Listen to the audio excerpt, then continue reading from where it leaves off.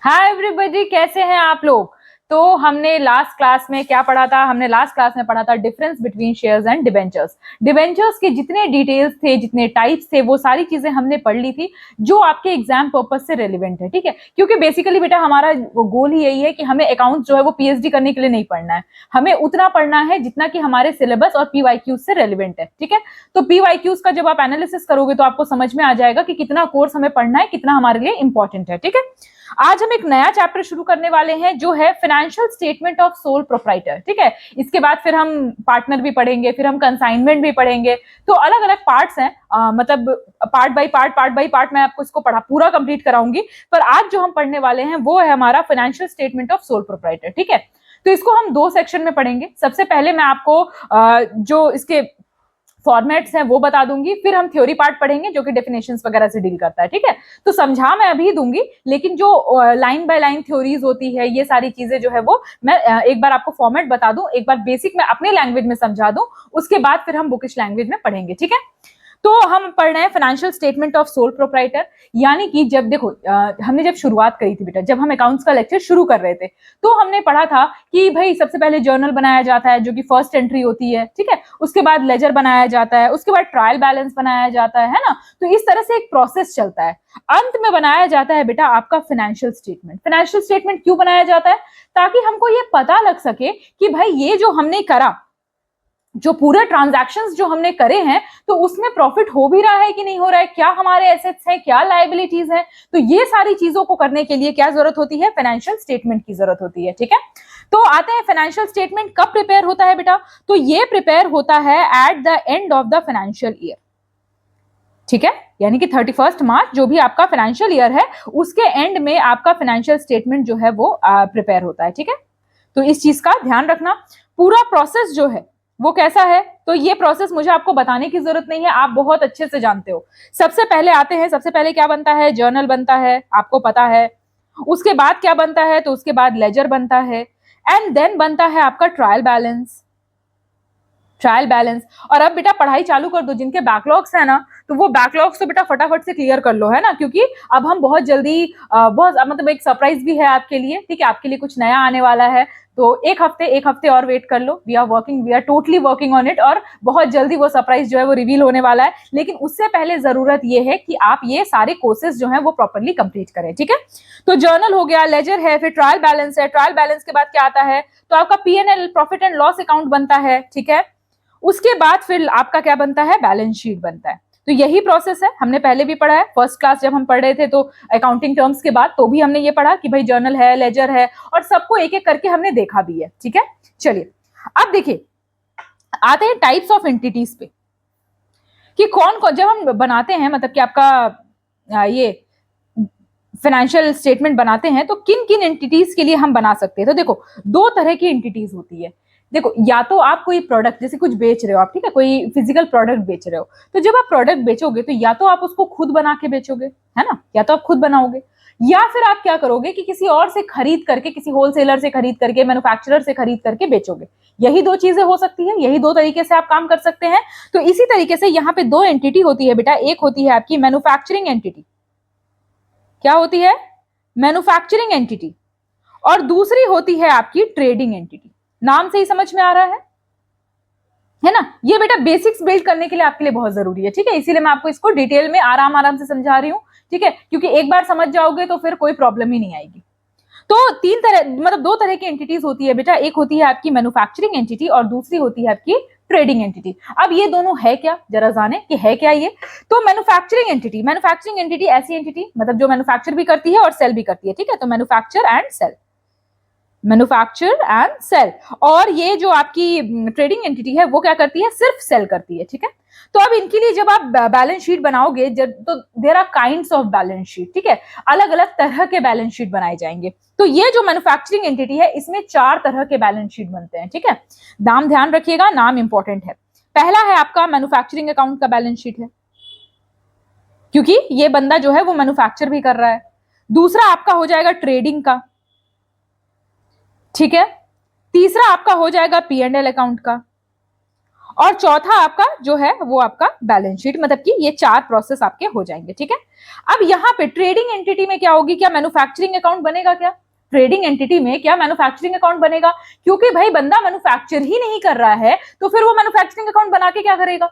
तो यहाँ पे आपको ये मैन्युफैक्चरिंग अकाउंट को बस छोड़ देना है, बाकी तीनों यहाँ भी बनेंगे, है ना, क्योंकि बाकी सारे काम हो रहे हैं, सेल कर रहा है ना, ट्रेड कर रहे हैं, प्रॉफिट लॉस निकाल रहे हैं, फाइनल बैलेंस शीट बना रहे हैं, सब कुछ कर रहे हैं, लेकिन क्या नहीं कर रहे हैं, मैन्युफैक्चरिंग नहीं कर रहे हैं। तो हमने यहाँ पे लिख दिया बेटा क्या, ट्रेडिंग होगा, ट्रेडिंग अकाउंट बनेगा यहाँ पे और क्या बनेगा, P&L अकाउंट बनेगा और आपका बैलेंस शीट भी बनेगा, ठीक है। तो ये 3 तरह के अकाउंट आपके यहाँ पे बनेंगे। चलिए अब हम आते हैं किस पे, फॉर्मेट, ट्रेडिंग अकाउंट के फॉर्मेट पे, ठीक है। यहां से शुरू करते हैं, आपका ट्रेडिंग अकाउंट के फॉर्मेट से शुरू करते हैं। तो यहां पे मैं हेडिंग डाल देती हूं, फॉर्मेट ऑफ ट्रेडिंग अकाउंट, ठीक है, फॉर्मेट ऑफ ट्रेडिंग अकाउंट। चलिए अब ये क्या है, फिनिश्ड गुड्स के लिए जो ट्रेडिंग अकाउंट बनेगा बेटा वो हमेशा बनेगा फिनिश्ड गुड्स के लिए, ठीक है। याद करो जब पहले मैंने आपको पढ़ाया था तो बताया था कि 3 तरह की चीजें हो सकती है, क्या क्या हो सकती है, रॉ मटेरियल हो सकता है, अनफिनिश्ड गुड्स हो सकते हैं और फिनिश्ड गुड्स हो सकते हैं किसी भी यूनिट में। क्योंकि यहाँ पे हम बेसिकली बात कर रहे हैं ट्रेडिंग एंटिटी के लिए, तो यहाँ पे फिनिश्ड गुड्स की बात होगी, ठीक। और ये हमेशा कब बनेगा, ये बनेगा ऐसे ईयर के लिए जो 31 मार्च को एंड हो रहा है, ठीक है। तो ये हमेशा कहां बनेगा, always made for the year, always made for the year ended on 31st मार्च, ठीक है। 31st मार्च को जो ईयर एंड होता है उसके लिए ये बनाया जाएगा। बात समझ में आ गई, कोई प्रॉब्लम है यहाँ तक कोई प्रॉब्लम है? प्रॉब्लम होगा बेटा फीडबैक सेक्शन में आराम से पूछ लीजिएगा, ठीक है। चलिए, और मतलब मैं कोशिश तो करती हूँ कि मतलब जल्दी से जल्दी आपको रिस्पॉन्स सबको देती रहूं। आते हैं इसके फॉर्मेट पे, आते हैं, अब आ जाते हैं फॉर्मेट पे। चलो देखो कैसे बनेगा बेटा इसका फॉर्मेट। तो हम एक तरफ इधर लिखेंगे एक्सपेंसेस, ठीक है, यानी कि आपके लेफ्ट हैंड साइड जो है वो एक्सपेंस लिखाएगा और जो राइट हैंड साइड है वहां पे आपका इनकम लिखाएगा, ठीक है। लेफ्ट हैंड साइड सारे एक्सपेंस और राइट हैंड साइड सारे इनकम को लिखा जाएगा, ठीक है। अब देखिए यहां पे सबसे पहले ओपनिंग स्टॉक आता है, तो ओपनिंग स्टॉक लिख देंगे हम, ओपनिंग स्टॉक आपका इधर लिखाएगा, ठीक है। मतलब बेसिकली आपका ये यहाँ पे एक्सपेंसेस है, यहाँ पे इनकम है, ठीक है। जो डेबिट साइड होगी वो आपकी इधर होगी और जो क्रेडिट साइड होगी वो आपकी इधर होगी, ठीक है। डेबिट साइड इधर होगी, क्रेडिट साइड इधर होगी। तो ओपनिंग स्टॉक क्या होगा, ओपनिंग स्टॉक डेबिट होता है, ठीक है। तो यहाँ पे ओपनिंग स्टॉक से आप शुरू करिएगा और जो लास्ट मतलब शुरुआत में, साल के शुरुआत में जो आपके पास स्टॉक है वो आप कहाँ लिखेंगे, डेबिट साइड में लिखेंगे। और क्रेडिट साइड में क्या लिखेंगे, जो आपका क्लोजिंग स्टॉक बच गया है, ठीक है, तो उसको आप सबसे नीचे लिखेंगे बाय क्लोजिंग स्टॉक। बात समझ में आ गई, ठीक है। यानी कि ओपनिंग स्टॉक किधर लिखोगे, डेबिट साइड में लिखोगे और क्लोजिंग स्टॉक जो है वो आपका क्रेडिट साइड में आएगा। क्लियर है। अब आते हैं आपके, जैसा मैंने आपको बताया कि मतलब जब आप पूरा बनाएंगे तो आपको समझ में आएगा कि ये एक्सपेंस जो है वो सारा आपका डेबिट साइड में लिखाएगा और जितना भी इनकम है वो आपका कहाँ लिखाएगा, क्रेडिट साइड में लिखाएगा, है ना। तो एक्सपेंस यानी कि परचेज अकाउंट, ठीक है। तो जो भी आपने कुछ भी परचेज किया है तो वो आपका कहाँ लिखाएगा, क्रेडिट अकाउंट में लिखाएगा। तो हम लिख देंगे परचेज अकाउंट और इसमें माइनस करेंगे क्या बेटा, तो परचेज रिटर्न, परचेज रिटर्न जो भी कुछ आपने रिटर्न कर दिया, ठीक है, दैट इज परचेज रिटर्न। जैसे सेल्स रिटर्न होता है वैसे परचेज रिटर्न भी होता है। तो परचेज रिटर्न मतलब कि जो भी आपने सामान खरीदा पर ड्यू टू सम डिफेक्ट और आप मतलब जो भी रीजन रहा हो आपने रिटर्न कर दिया हो, उसको यहाँ पे आप माइनस कर देंगे, ठीक है। तो ये बैलेंस यहाँ पे लिखा जाएगा। इसके अलावा आपके क्या होंगे, जो आपके डायरेक्ट एक्सपेंसेस होते हैं, ठीक है, इनडायरेक्ट नहीं बेटा, जो आपके डायरेक्ट एक्सपेंसेस होते हैं, ठीक है। अब डायरेक्ट एक्सपेंसेस क्या है, किसी भी प्रोडक्ट के लिए डायरेक्ट एक्सपेंस क्या हो जाएगा, तो भाई उसका मान लेते हैं कि आप उसको इंस्टॉल कराए हैं, फ्यूल है, ठीक है, फ्यूल है, पावर यूज कर रहे हैं उसके लिए, ठीक है। उसके बाद ट्रांसपोर्टेशन है। तो ये सारी चीजें जो भी आपकी डायरेक्ट एक्सपेंसेस होती है, जो बिजनेस में डायरेक्टली कंट्रीब्यूट करती है, ठीक है, यानी कि जो लोग हैं जो मशीन को ऑपरेट कर रहे हैं उनका जो वेज है, ठीक है। तो जो भी चीज जो आपके सेल ऑफ गुड्स में, याद है ना डायरेक्ट और इनडायरेक्ट कॉस्ट में, डायरेक्ट और इनडायरेक्ट एक्सपेंस आपको बताया था मैंने कि डायरेक्ट एक्सपेंस वो एक्सपेंस होता है बेटा जो कि डायरेक्टली इनकर हो रही है, मतलब कि इनडायरेक्टली नहीं। मान लो आप मार्केटिंग करा रहे हो तो ये डायरेक्टली इससे सामान तो बिक नहीं रहा है, तो वो आपका डायरेक्ट एक्सपेंस नहीं हो जाएगा, ठीक है। डायरेक्ट एक्सपेंस मतलब ऐसा कोई भी एक्सपेंस जो कि आपका सामान जो बेचने में हेल्प हो रही है जिससे, ठीक है। तो वो यहाँ पे आपका डेबिट साइड में लिखाएगा, ठीक है। अब जो सेल्स वाला पार्ट है, आपने जो बेचा तो दैट इज योर इनकम, तो वो आपका कहाँ लिखाएगा, क्रेडिट साइड में लिखाएगा। और इसमें भी माइनस करेंगे, क्या माइनस करेंगे, सेल्स रिटर्न। जैसे आप किसी को रिटर्न करते हो वैसे ही सामने वाला बंदा भी तो रिटर्न करेगा कुछ, सामने वाला बंदा है तो वो भी तो कुछ रिटर्न करेगा, तो वो आपका इसमें से माइनस हो जाएगा, ठीक है। At the end of the day बेटा, at the end of the day आप क्या करोगे, चेक करोगे, अपना ओपनिंग स्टॉक देखोगे और क्लोजिंग स्टॉक फिर देखोगे, ठीक है। और उसके बाद फिर देखोगे कि भाई आपको प्रॉफिट हो रहा है कि लॉस हो रहा है, ठीक है। अगर आपका बैलेंस है, अगर आपका बैलेंस है और आप देख रहे हैं कि वहां पे प्रॉफिट हो रहा है, तो आप प्रॉफिट किस साइड लिखोगे, आप प्रॉफिट लिखोगे डेबिट साइड में। तो यहाँ पे क्या लिखोगे, टू ग्रॉस प्रॉफिट, और ये है बेटा ग्रॉस प्रॉफिट। क्यों है ग्रॉस, अभी हम आगे पढ़ेंगे, जब P&L अकाउंट पढ़ेंगे तो आपको समझ में आ जाएगा ग्रॉस में और नेट में क्या फर्क है, ठीक है। और अगर लॉस हो रहा है बेटा तो यहाँ पे लिखेंगे बाय ग्रॉस लॉस। बात समझ में आई कैसे हम ट्रेडिंग अकाउंट बनाएंगे। ट्रेडिंग अकाउंट क्या बनाएंगे, जितने एक्सपेंसेस हैं डेबिट करेंगे, जितने इनकम के फैक्टर्स हैं उसको हम क्रेडिट करेंगे, और अगर प्रॉफिट होगा तो उसको हम डेबिट साइड लिखेंगे और लॉस होगा तो उसको हम क्रेडिट साइड लिखेंगे। बात समझ में आ गई, opening stock debit side, closing stock credit side. Clear है, कोई प्रॉब्लम है, चलिए। प्रॉब्लम होगी बेटा प्लीज आप फीडबैक सेक्शन पूछ लीजिएगा। अगर कंफ्यूजन भी होता है, कभी कभी ऐसा होता है कि मतलब कोई डेटा है कंफ्यूजिंग है, ठीक है, तो आप इसको डायरेक्टली आप फीडबैक सेक्शन में पूछ सकते हैं, ठीक है। चलिए अब आते हैं हम फॉर्मेट ऑफ हमने क्या पढ़ा, अभी हमने पढ़ा क्या, ट्रेडिंग अकाउंट पढ़ा, ठीक है। अब हम बनाने जा रहे हैं P&L अकाउंट।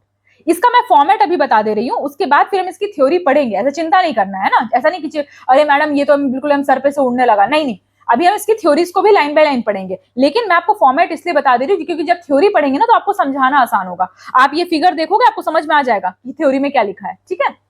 चलिए अब आते हैं हम फॉर्मेट ऑफ P&L अकाउंट यानी प्रॉफिट एंड लॉस अकाउंट। चलिए देखते हैं। तो यहां पे बेटा प्रॉफिट एंड लॉस अकाउंट में क्या बदल जाता है, क्या चीजें इंक्लूड हो जाती है।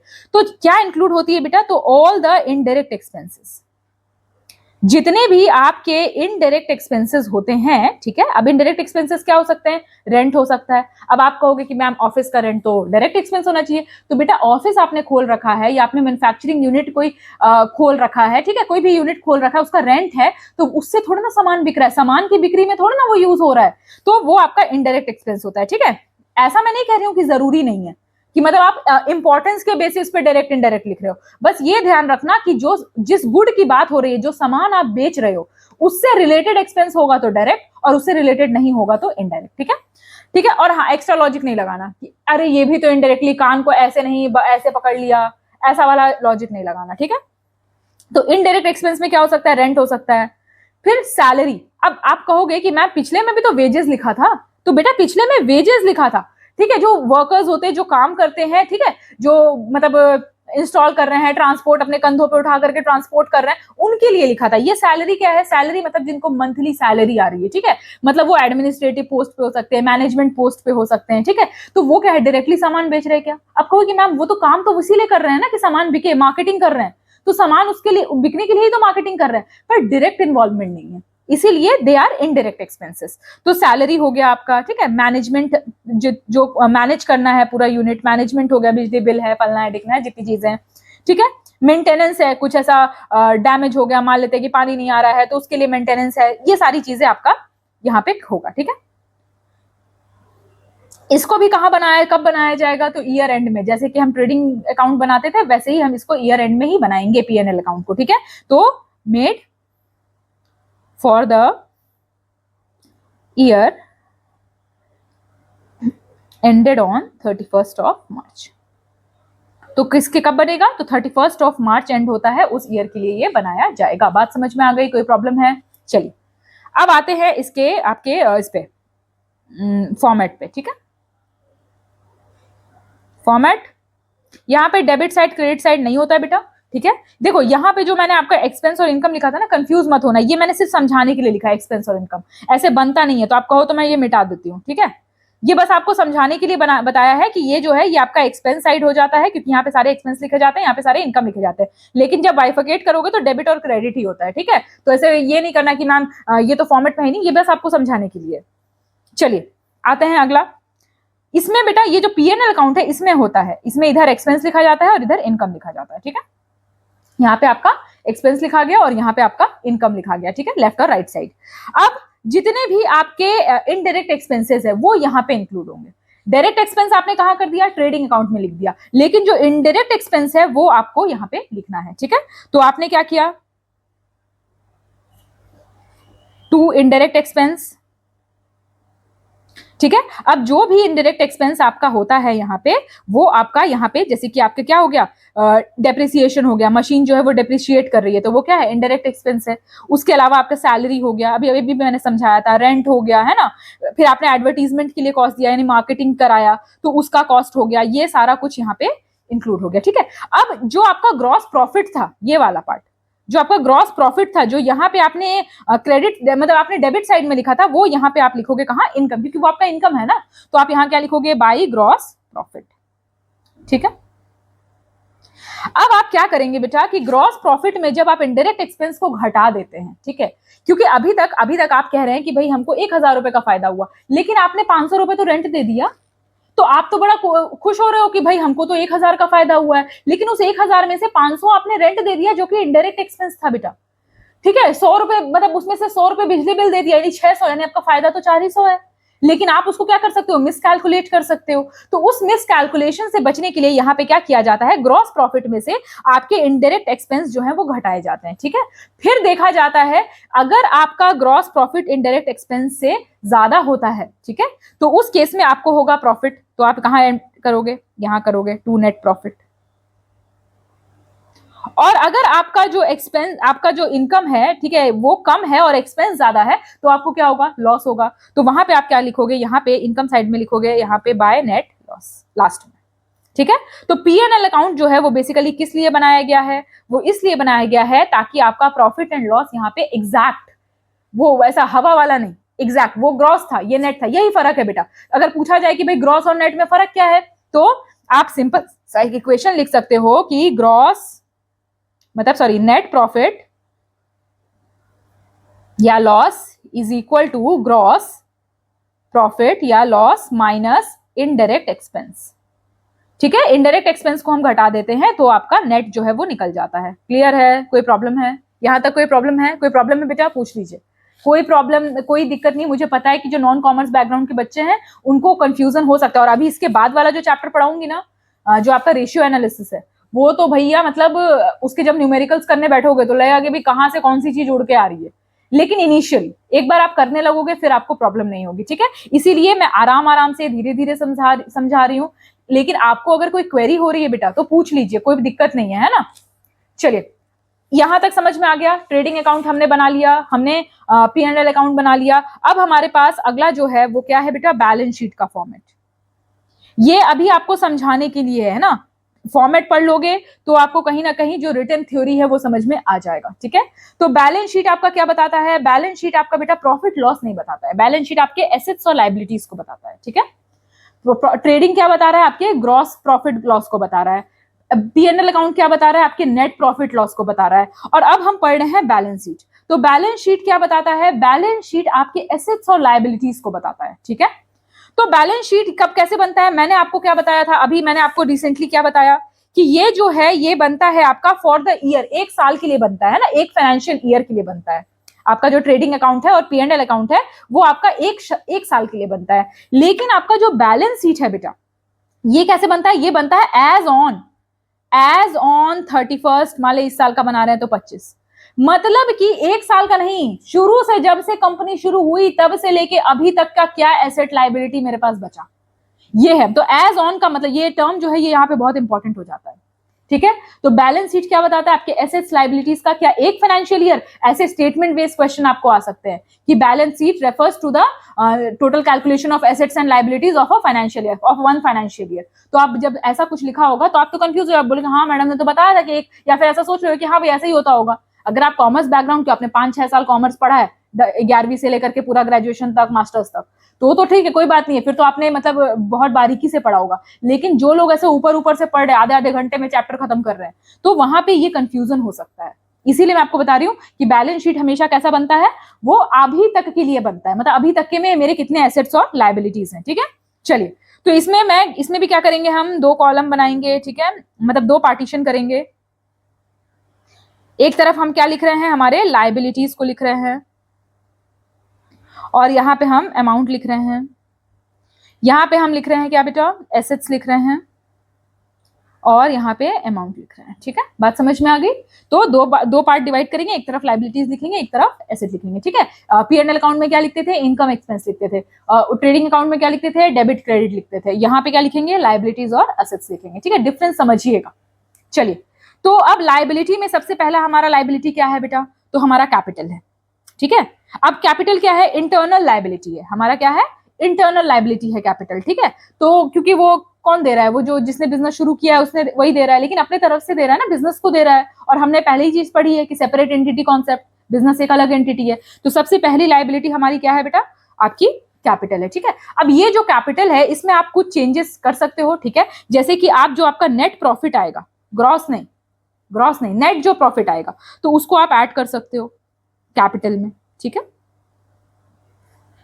उसके बाद अगर नेट लॉस आता है तो उसको सब्सट्रैक्ट कर सकते हो, सब्ट्रैक्ट नेट लॉस, क्योंकि लॉस जो है वो कहां से इनकर होगा, कैपिटल से इनकर होगा। ठीक है, उसके बाद अगर आपका एडिशनल कैपिटल आप उसमें इंट्रोड्यूस कर रहे हो, ठीक है, आप चाह रहे हो कि हम कुछ और कैपिटल डाल के एक्सपैंड करें, तो उसको आप इंक्लूड कर सकते हो। तो यहाँ पे क्या आएगा, ऐड एडिशनल कैपिटल, यहाँ पे प्लस लिख देती हूँ मैंने, तो एक जैसा लगेगा। ठीक है, तो plus additional capital, additional capital को क्या करेंगे, ऐड करेंगे। ठीक है, कुछ अगर आप निकाल रहे हो, मे बी पर्सनल यूज के लिए निकाल रहे हो, या जो भी ड्रॉइंग्स कर रहे हो आप, ठीक है, तो उसको माइनस कर दोगे, तो रिड्यूस क्या करोगे, ड्रॉइंग्स। और ऐसे करके आप फाइनल कैपिटल को जो है वो वो करोगे, इसमें मेंशन करोगे। ठीक है, तो ये आपका लाइबिलिटी हो गया। उसके अलावा और कौन से आपकी लाइबिलिटीज हो सकती है, तो आपकी हो सकती है बेटा आउटस्टैंडिंग लाइबिलिटीज, आउटस्टैंडिंग लाइबिलिटीज हो सकती है। ठीक है, जैसे कि मान लो सैलरी देनी है लोगों को, आपने अभी तक नहीं दी है, रेंट भरना है, आपने अभी तक नहीं भरा है। ठीक है, कुछ आपको परचेज करना है, परचेज कर लिया है पर उसका आपको पैसे देने हैं, अभी तक आपने भरा नहीं है, तो ये सारी आपकी लाइबिलिटीज हो सकती है। ठीक है, एसेट्स, एसेट्स के सेक्शन में एसेट्स लिखिएगा। तो एसेट्स में क्या क्या हो सकता है आपका, भाई मशीनरी हो सकती है आपकी, है ना, फर्नीचर हो सकता है, और भी जो भी चीजें XYZ जितनी भी चीजें हैं वो आपका यहाँ पे एसेट के सेक्शन में लिखा जाएगा। ठीक है, अब लाइबिलिटी मैंने आपको बोला कि भाई इंटरनल और एक्सटर्नल लाइबिलिटी, ये क्या बोला है ना, मैंने आपको भी बताया कि कैपिटल जो है वो एक इंटरनल लाइबिलिटी है। तो भाई एक्सटर्नल क्या चीज है, तो देखो इंटरनल लाइबिलिटी का मतलब ही होता है कि जो बिजनेस का बंदा, मतलब जो बंदा ऑलरेडी बिजनेस में है, अगर वो कुछ पैसे लगा रहा है तो दैट इज इंटरनल लाइबिलिटी। ठीक है, अब इसके लिए कोई आपके सर पे नहीं चढ़ेगा, क्योंकि आप अपने मालिक खुद हो, तो आपको कोई ऐसा नहीं आकर बोलेगा कि भैया अभी मेरे पैसे दो, ऐसा करो कुछ भी, तो वो आपके इंटरनल लाइबिलिटीज हो गए। एक्सटर्नल लाइबिलिटीज क्या होता है बेटा, जो आप बैंक से लोन लेते हो, या फिर आप क्या करते हो कि पब्लिक फंड से लेते हो, पब्लिक से लेते हो डिबेंचर्स के फॉर्म में, तो ये सारी चीजें हैं जो फिर आपकी जो सैलरी वगैरह पे करनी होती, तो ये सारे जो है, जो मतलब जिसमें दूसरा बंदा जो है उसको पैसे चाहिए, तो वो आपकी एक्सटर्नल लाइबिलिटी हो जाती है। बात समझ में आ गई, कोई प्रॉब्लम है यहाँ तक? तो मुझे आप ये बताओ कि ये जो तीनों हमने तीन चीजें पढ़ी है, एक हमने ट्रेडिंग अकाउंट पढ़ा, हमने P&L अकाउंट पढ़ा, और हमने बैलेंस शीट पढ़ा। थोड़ा थोड़ा पढ़ा है बेटा, बहुत टेक्निकलिटीज में हम नहीं गए हैं। द रीजन बीइंग कि आपको इतनी टेक्निकलिटीज की जरूरत नहीं है, वो भी इस पॉइंट ऑफ टाइम पे जहां पे आपका एग्जाम जो है वो सिर्फ 1 महीने दूर है ना, लगभग 1 महीना है। तो इसलिए भी अभी आपको क्या है कि बहुत ऊपर से नहीं, बट जो बेसिक जितना एग्जाम में आता है, जितना PYQ एनालाइज करके बनाया जा सकता है, उतना पढ़ने की जरूरत है। ठीक है, बात समझ में आई? यहाँ तक कोई प्रॉब्लम है? चलिए, कोई प्रॉब्लम होगी बेटा मैं फिर से कह रही हूँ, आप please please please feedback section में पूछ लीजिए।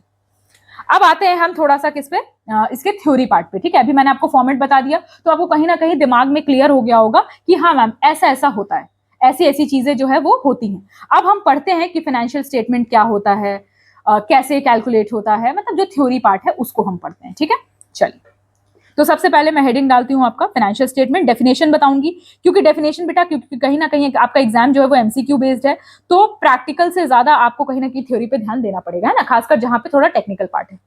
तो फाइनेंशियल स्टेटमेंट क्या होता है बेटा, फाइनेंशियल स्टेटमेंट, तो ये एक सिस्टमैटिकली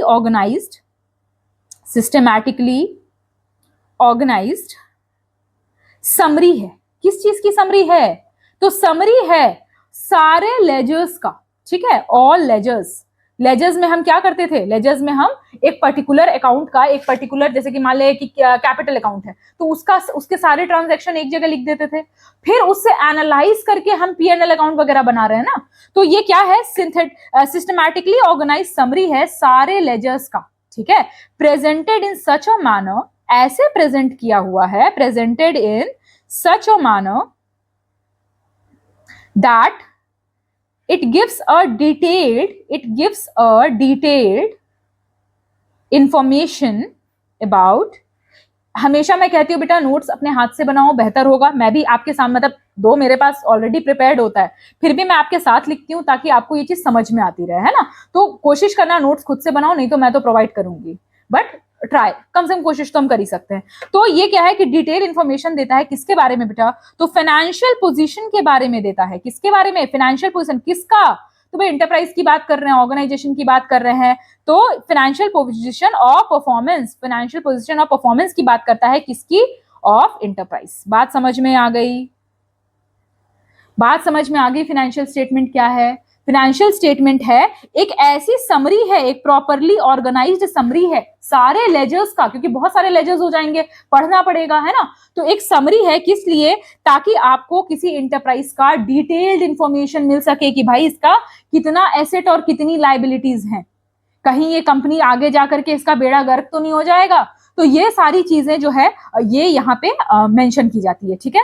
अब इसको दो लेवल पे मेंशन किया जाता है, दो लेवल पे इसको कैलकुलेट किया जाता है। कैसे कैलकुलेट किया जाता है, एक बार आपको ग्रॉस प्रॉफिट या लॉस निकाला जाता है, याद करो, अभी अभी पढ़ाया, अभी जस्ट 10 मिनट पहले पढ़ाया मैंने, ट्रेडिंग अकाउंट। ट्रेडिंग अकाउंट में क्या करते हैं हम, ग्रॉस प्रॉफिट और लॉस निकालते हैं, इसीलिए मैंने पहले फॉर्मेट बता दिया। अब आपको ये सब समझना बहुत आसान हो जाएगा, ठीक है। और दूसरा हम क्या करते हैं, नेट प्रॉफिट। अब अगर सोचो मैं थ्योरी पहले पढ़ा देती तो आप मुझसे पूछते कि मैडम ये ग्रॉस प्रॉफिट क्या होता है, मैडम ये नेट क्या होता है, अब उसको समझाने बैठो तो आपको फॉर्मेट बताना पड़ेगा, इसीलिए पहले आपको फॉर्मेट बता दिया, ठीक है। थोड़ा सा क्या फेथ भी रखना चाहिए। जैसे कुछ बच्चे होते हैं बहुत बड़े से परेशान हो जाते हैं कि मैम ये क्या पढ़ा दिया आपने, थ्योरी नहीं पढ़ाया, ये ऐसे नहीं करा, वैसे नहीं करा।